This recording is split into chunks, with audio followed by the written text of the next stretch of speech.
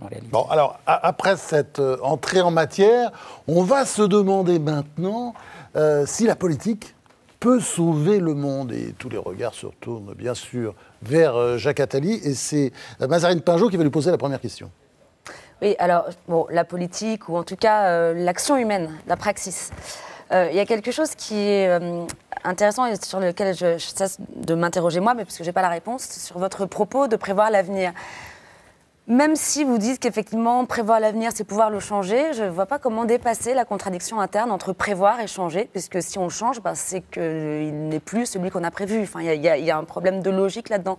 C'est-à-dire que je ne peux pas m'empêcher de penser une contradiction entre cette science, cette pratique d'essayer de prévoir l'avenir et la décision d'en changer. Parce que finalement, en changer, ça veut dire justement se soustraire aux catégories présentes qui permettent de le prévoir. Oui, c'est une discussion qui existe depuis très longtemps. Il y a, déjà dans la prophétie, il y a deux sortes de prophètes. Il y a les prophètes qui prévoient le monde idéal en espérant qu'il ait lieu. Il y a les prophètes qui prévoient le monde catastrophique en espérant que leur prophétie sera si influente que les hommes agiront pour que leur prophétie ne se réalise pas. Donc, il y a ceux qui souhaitent avoir raison et ceux qui souhaitent avoir tort. Et dans la politique, il y a deux catégories d'hommes d'action, tant dans la vie personnelle que dans la vie d'entreprise ou que dans la vie politique. Ceux qui donnent un axe vers quoi on doit aller, donc c'est volontariste, ça correspond à la prévision volontaire, et puis ceux qui disent attention, si on fait ça mal, on va aller dans la catastrophe, et qui sont d'abord dans la prédiction de essayons d'éviter ça avant de savoir où on va. Donc la prévision, à mon avis, est la condition même de l'action. Et un des critères de validité de l'action, c'est créer les conditions pour que la prédiction du pire ne se réalise pas. C'est déjà quelque chose. Après, quand on a aidé à faire que le pire ne se réalise pas, on peut espérer faire quelque chose qui soit le meilleur possible. Par exemple... Est-ce qu'on peut avoir des exemples concrets? Par exemple, si je vous dis qu'il y a un piano qui va vous tomber sur la tête, j'espère que vous allez vous pousser, qu'il ne va pas vous tomber sur la tête, donc j'espère avoir tort. Si je vous dis... pour une société, c'est pas un piano, qu'est-ce que c'est? Non, mais si je vous dis le climat va être catastrophique si on ne fait rien, c'est pour qu'on espère qu'on fasse quelque chose pour que ça n'ait pas lieu. Si je vous dis, comme le disait monsieur tout à l'heure, qu'il y a encore 1 milliard de personnes qui ne mangent pas à leur faim et qui 5 millions d'enfants qui meurent de faim tout le temps, chaque année, c'est pour créer les conditions pour que ça n'ait plus lieu. Donc on prévoit pour créer les conditions d'une prise de conscience et du changement. Donc la prévision est la condition même de l'action. Je voudrais juste vous lire une phrase de Derrida qui est tirée de la grammatologie, où il écrit « L'avenir ne peut s'anticiper que dans la forme du danger absolu. Il est ce qui rompt absolument avec la normalité constituée et ne peut donc s'annoncer, se présenter que sous l'espèce de la monstruosité. » Autrement dit, ce que Derrida dit, c'est que précisément, on ne peut pas anticiper l'avenir parce que les catégories avec lesquelles on peut anticiper, enfin le fait même, la démarche même d'anticipation appartient à notre présent. Or, précisément, ce qui peut arriver de l'avenir n'entre même pas dans l'ordre de l'imaginable. Est-ce que l'avenir, ça n'est pas précisément cette grande altérité qu'on ne peut même pas imaginer? Non, je ne crois pas que ce soit exact.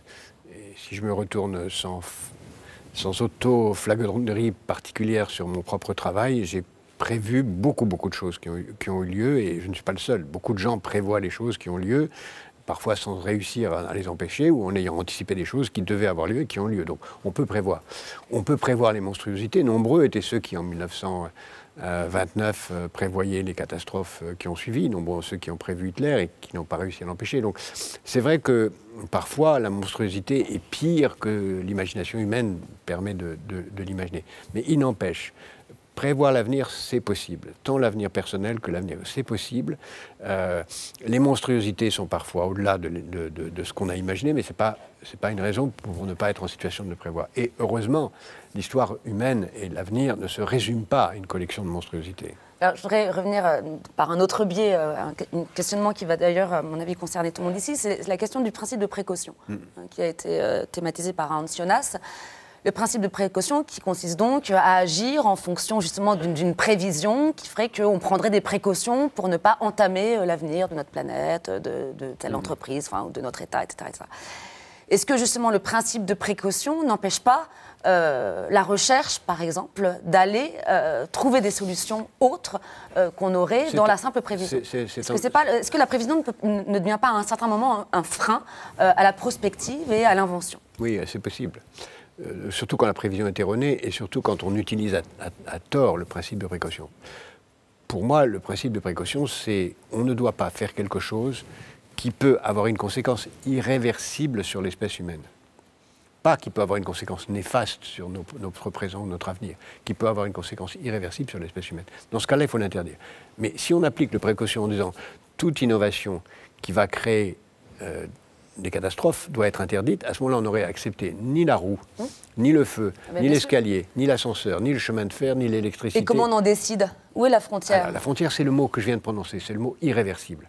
Il est évident que le feu peut tuer, mais pas modifier de façon irréversible le destin de l'espèce humaine parce qu'il n'a pas de conséquences génétiques.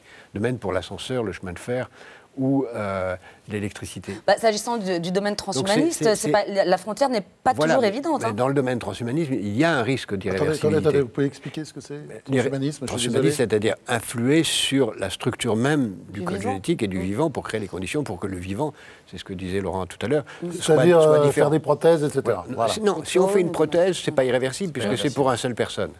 Ce qui est réversible, c'est quand on atteint à l'intérieur du système génétique ou épigénétique et qu'on crée les conditions d'une modification transmissible. C'est là où, et à mon avis, c'est ça la frontière. Le principe de progression doit être accepté, mais seulement là où il y a un risque d'irréversibilité. Mais naturellement, on peut se tromper. On peut se tromper en faisant quelque chose qu'on croit ne pas être irréversible et qu'il est, mais ça, c'est le risque de la nature humaine. C'est pas parce qu'on peut se tromper qu'il ne faut pas le faire. Ouais. À propos de prévision, vous avez prévu votre élection à la présidence de la République? Parce que moi, je me suis laissé dire que vous aviez envie de vous présenter, en tout cas. Je ne sais pas de voir s'il y avait un petit chemin à faire. J'ai dit que dans ce pays, les seuls moments où on a réformé le pays, il se trouve que notre pays est comme ça, c'est en 1945, en 1958 et en 1980. Pourquoi? Parce que ces trois périodes, on avait préparer le changement de telle façon à ce qu'en 100 jours, un grand nombre de choses qui avaient été préparées longtemps à l'avance aient pu être faites. Depuis 1995 ou quelque chose comme ça, les élections suivantes ont été telles que plus rien n'a été prévu pour agir immédiatement dans les 100 jours qui suivent l'élection, et donc rien ne s'est fait. Et donc je dis que si on recommence cette fois-ci... Comme vous avez prévu qu'on ne va pas faire encore... on va encore vous demander un rapport qui restera lettre morte. Non, mais ça, vous avez prévu de vous présenter, c'est ça? Non, j'ai prévu de faire justement, non pas un rapport, mais un programme que je vais mettre sur la table avec tout le monde. D'ailleurs, vous pouvez mettre en ligne, en bas de mon nom, france2022.fr, où des milliers de Français ont commencé à participer. Nous sortirons ce programme. C'est comme ça qu'on commence une campagne électorale. Nous sortirons ce programme en janvier-février. Nous sortirons ce programme en janvier-février. Et je ferai l'impossible pour ne pas avoir à être candidat. Je ne souhaite pas l'être. Je ferai l'impossible pour ne pas l'être parce que je suis sûr. Ils disent tous ça au début. Et je suis sûr que je ne veux pas me présenter. Et je suis sûr que je vais arriver à ne pas être candidat parce que je n'ai aucune envie. Parce que si j'avais voulu le faire, c'est pas maintenant que j'aurais commencé. Il y a un certain temps qu'on me l'a proposé de me lancer dans la vie politique électorale et que j'ai refusé. Donc c'est pas maintenant que je vais commencer. Mais je veux faire partie de ceux qui font que l'année 2016 soit occupée à débattre d'idées et non pas de savoir la couleur de la cravate de ceux qui seront candidats. Et pour ça, il faut mettre sur la table des programmes, débattre d'idées, en particulier d'idées sur la technologie, sur le moral, l'éthique, l'intégration, beaucoup de sujets, de façon à ce qu'on arrive au moment de l'élection présidentielle avec des vrais programmes et avec des gens qui s'engagent à les mettre en avant 100 jours. Quoi, par exemple, vous avez une petite idée déjà? Réinvitez-moi en février. D'accord, ok, on le fera. Eliette Abécassis. Dans votre livre, vous évoquez le tout prédictif qui est en train d'envahir toutes les sciences. Et le passage de la causalité à la raison probabiliste, où il y a la corrélation à la raison probabiliste. Et quand on prend l'exemple de la médecine, par exemple, on voit ce que cela peut donner. C'est-à-dire bientôt, on pourra, par une goutte de sang, prévoir exactement la taille, l'âge, les maladies probables que va développer un enfant et même la date de sa mort. Et cette raison probabiliste pose un certain nombre de problèmes épistémologiques, c'est-à-dire que la causalité probabiliste n'est pas une véritable causalité. Et pourtant, on va faire une médecine qui va consister finalement à soigner des gens bien portants, ce qui est déjà le cas aujourd'hui, comme le montre l'exemple d'Angelina Jolie, qui a subi une mastectomie parce qu'elle avait 87% de chances de développer un cancer du sein. Alors, comme toute sa famille, quoi, faut bien dire. Oui, puisqu'elle avait une mutation d'un gène. Alors, d'un point de vue scientifique, comment est-ce qu'on peut fonder une raison sur un raisonnement probabiliste? Est-ce que ce n'est pas une fausse raison?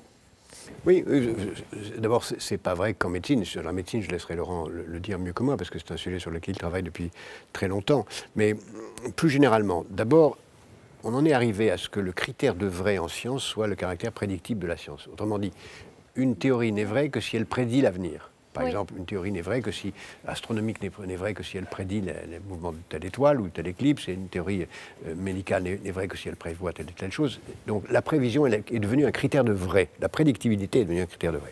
Deuxièmement, il est clair aussi qu'on a basculé, et c'est ce que vous avez rappelé à l'instant, de la causalité à la corrélation. C'est-à-dire qu'on ne cherche plus la cause, on cherche simplement de façon statistique globale les corrélations. Et ce n'est pas vrai qu'en médecine, et c'est là où c'est très intéressant, c'est vrai aussi dans des choses plus banales. Par exemple, avec votre prénom et votre lieu d'habitation, je peux dire avec une certaine probabilité, pas moi, mais les organes de marketing, ce que vous allez acheter dans la semaine.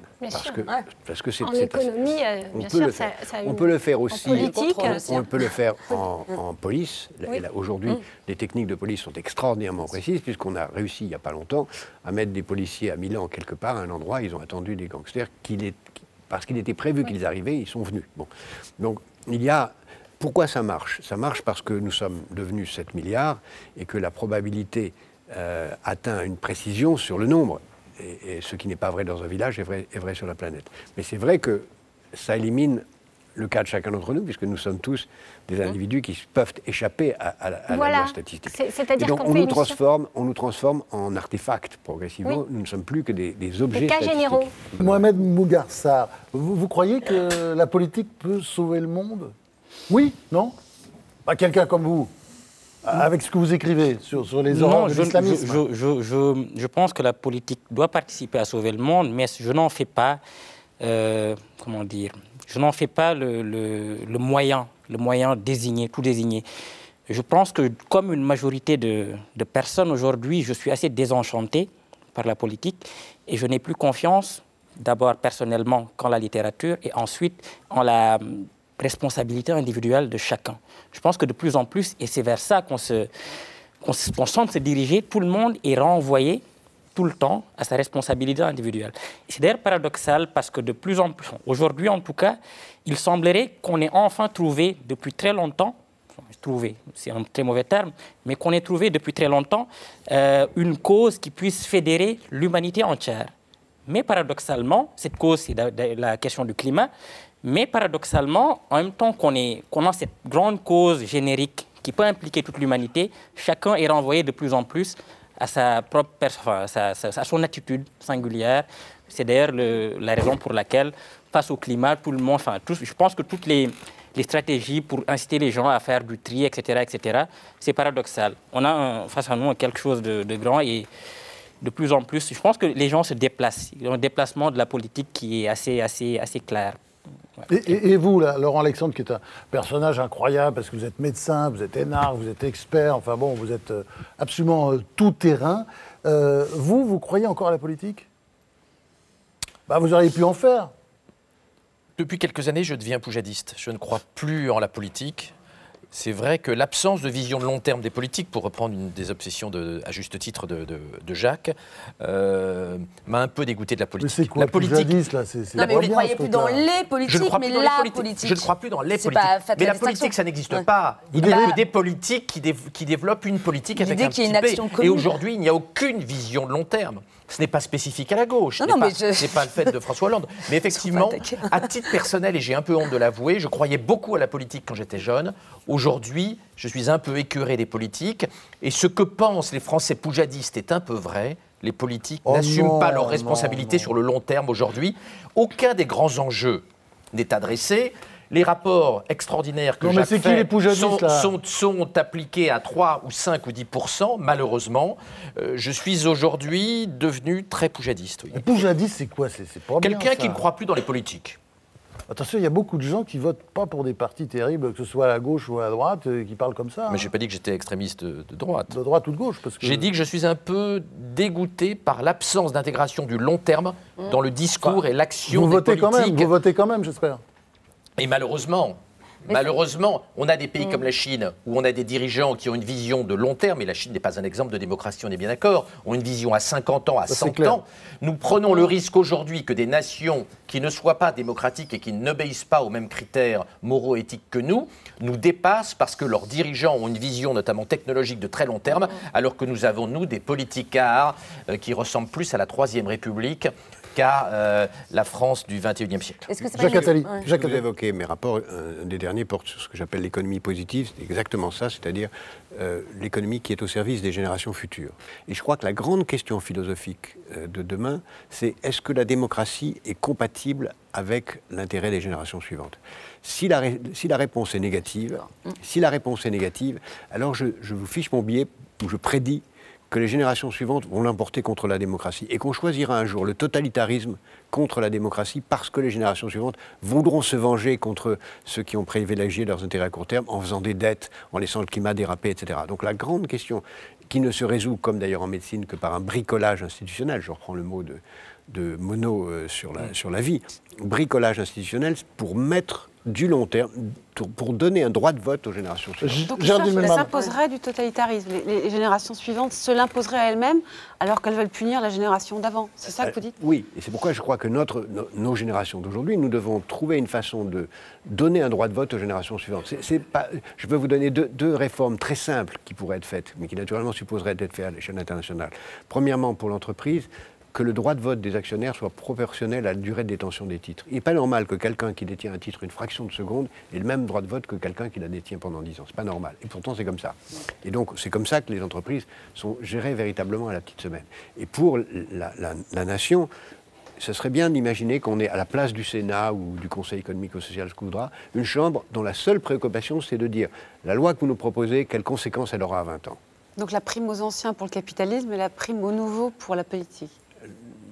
Dans les deux cas, la prime aux générations suivantes. Ce n'est pas les anciens, c'est la durée.